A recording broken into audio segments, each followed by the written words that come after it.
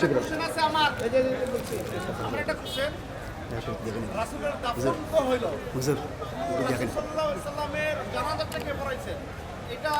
শুকরান, জাযাকাল্লাহ খায়রান। ভাইয়ের প্রশ্ন যে আল্লাহ নবীর জানাজাটা কে পড়িয়েছেন? আল্লাহ নবীর জানাজা নির্দিষ্ট কোনো ব্যক্তি পড়ায় নাই।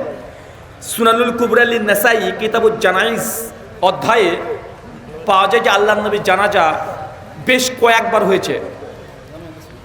যেটা পাওয়া যায় প্রথম আহলে বায়াত, নবীর পরিবার, কথা বুঝতে পারছেন, যারা আহলে বায়াত প্রথম তারা জানাজা পড়িয়েছে। তারপরে বদরি সাহাবী, এইভাবে আস্তে আস্তে আশারে মুবাশশারা, এইভাবে আস্তে আস্তে আস্তে জানাজা সালাত আদায় করেছে। আমাদের মতো বড় জামাতে এক জামাতে পড়ে দিয়েছে এমন প্রমাণিত নয়। বিস্তারিত জানার জন্য শেখ আল্লামা নাসিরউদ্দিন আলবানী রাহিমাহুল্লাহ আহকামুজ জানাইজ দেখতে পারেন, বিস্তীর্ণ আলোচনা করা আছে।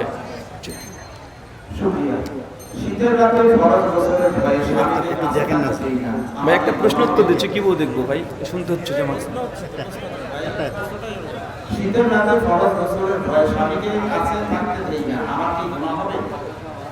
কি কষ্ট রে ভাই, দুজনেরই কষ্ট, স্বামীরও কষ্ট স্ত্রীরও কষ্ট। শীতের ভয়ে, গোসলের ভয়ে স্বামী আসতে চাইলেও স্ত্রী আসতে দেয় না। এখন স্বামীও কষ্ট পাচ্ছে, স্ত্রীও ভাবছে যে গোসল করতে হবে, এটাও কষ্টের। আসলে তা নয়।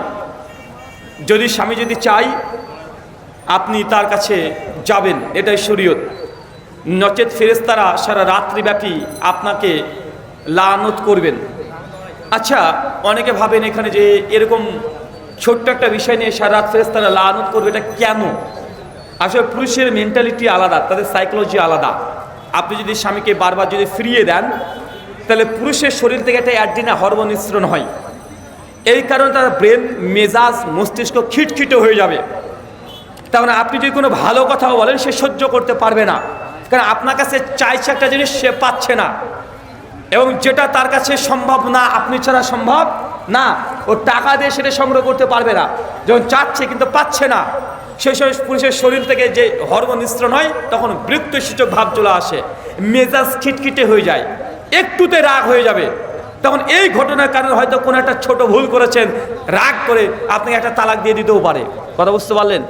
আসলে এত বড় কারণ, অনেক মানুষ ভাবছে যে বউটিকে তালাক দিয়েছে, কিন্তু তালাক দেওয়ার পেছনে এই কারণগুলো আগে থাকে। আপনি বাহ্যিক থেকে দেখছেন মানে একটু তরকারিতে ঝাল হয়েছে তাই তালাক দিয়েছে, কিন্তু পেছন থেকে দেখাচ্ছে তাদের শারীরিক বা মানসিক দিক থেকে সে সুখে বা শান্তিতে নেই, এই জন্য মেজাজটা খিটখিটে আছে, ছোটো কথাতে রেগে যায়।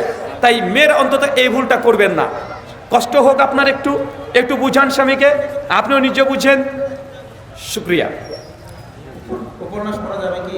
উপন্যাস পড়া যাবে কি যাবে না? কোন উপন্যাস? প্রেমের?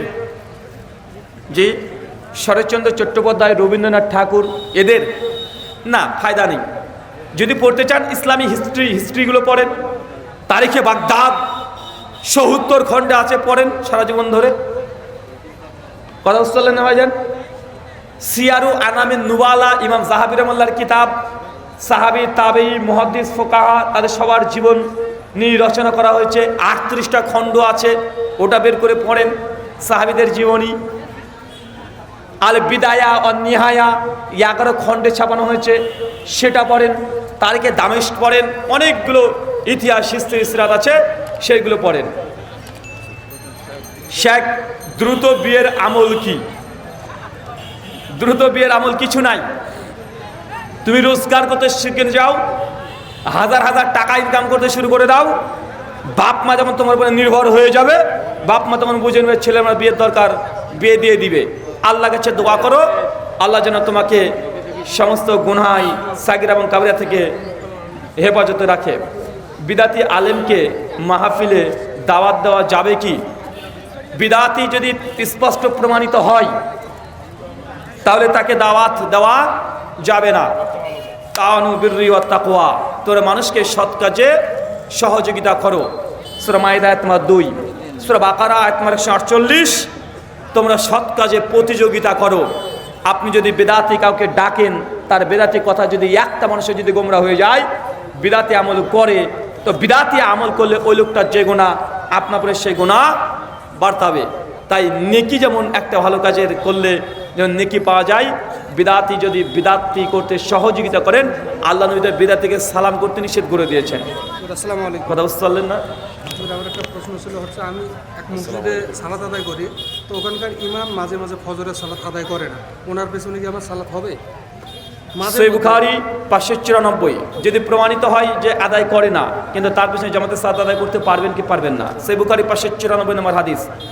বিদাতি এবং ফাসিক ইমামের পেছনে সালাতের হুকুম ইমাম বুখারী রাহিমাহুল্লাহ হাসান বসরি 114 হিজরি মৃত্যুবরণ করেছে, তার ফতোয়া নকল করে বলেছেন জায়েজ, তবে এটা উত্তম নয়।